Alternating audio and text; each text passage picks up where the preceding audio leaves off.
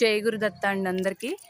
శ్రీక్షేత్ర కురువపురంలో శ్రీపాద శ్రీవల్లభ స్వామివారు అంబికామాతను పూజించమన్న శివలింగం ఇదేనండి. చూస్తున్నారు కదా మీరు, అంబికామాత పూజించిన శివలింగం ఇది. కృష్ణానది. ఇది వాటర్ లేనప్పుడు ఒకటే కనపడుతుందండి. ఇలా ఇక్కడ చూస్తున్నారు కదా బోర్డు, భాస్కర బండ, శ్రీపాద స్వామివారు సూర్య నమస్కారాలు చేసిన బండ.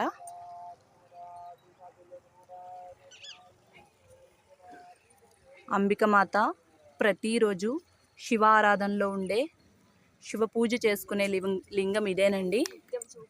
నిత్యం శివ పూజ చేసిన లింగం ఇదేనండి. శ్రీక్షేత్ర కురువపురం క్షేత్రం అండి. ఇది కృష్ణానదిలో కొలువై ఉన్న శివలింగం. చూస్తున్నారు కదా, ఇప్పుడు వాటర్ లేవండి నదిలో. మనకి వాటర్ లేనప్పుడు ఒకటే కనపడుతుందండి. చూస్తున్నారు కదా నది ఎలా ఉందో.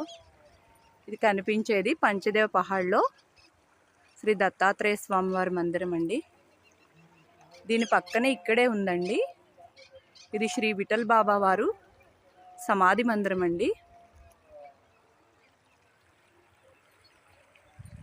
ఇక్కడి నుంచి మనము కురువపురం వెళ్ళాలంటే శ్రీక్షేత్ర కురువపురం స్వామివారిది కనపడుతుంది కదండి గోపురం.